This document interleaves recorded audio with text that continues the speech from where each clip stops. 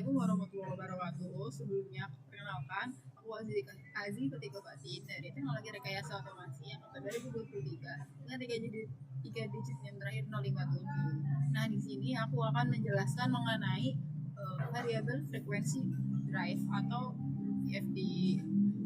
VFD adalah variabel frekuensi drive, yaitu drive mengatur frekuensi di mana dari drive ini itu dibuat atau dirancang dengan mengedepankan aplikasi yang membutuhkan solusi praktis daya bersih atau konfigurasi jangka panjang.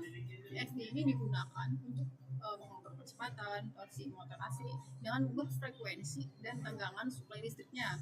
Fungsi dari VFD ini tuh untuk efisiensi energi, kontrol presisi, perlindungan motor, dan perpanjangan umur peralatan melalui akselerasi atau deselerasi halus.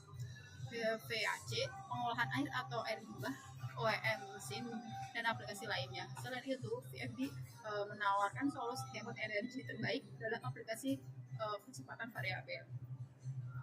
Motor AC 3 fasa, yaitu adalah jenis motor listrik yang bekerja menggunakan tegangan AC, alternating current.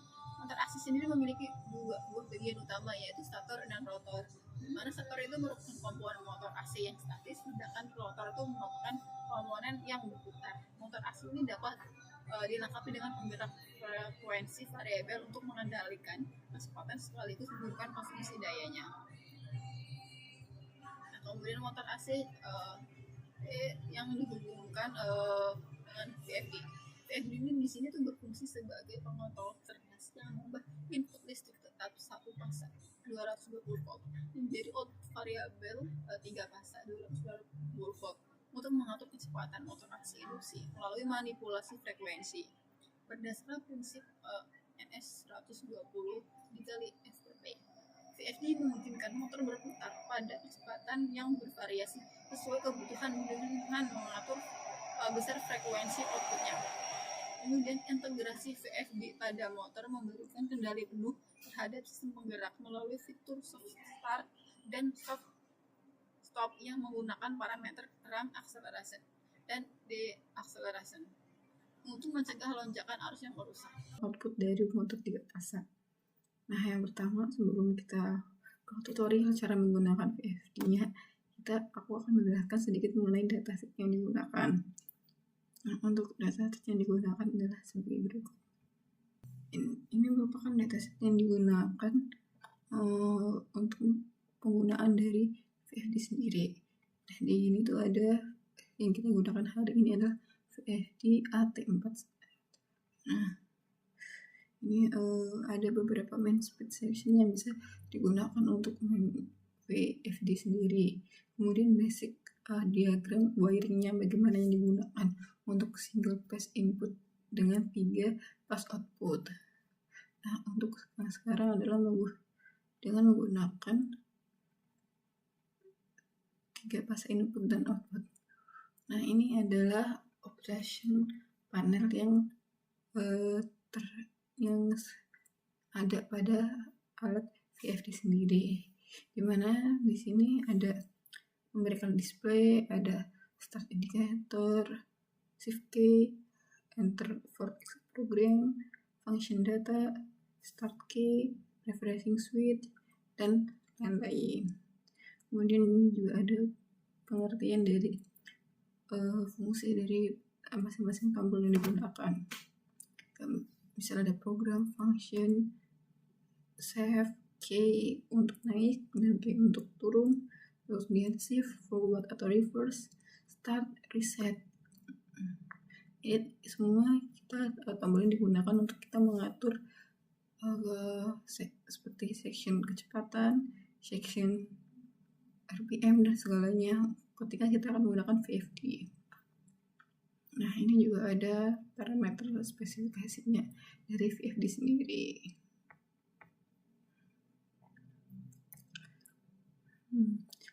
Karena cukup banyak, mungkin aku akan langsung saja ke penjelasan dari cara menggunakan VFD dan wiringnya.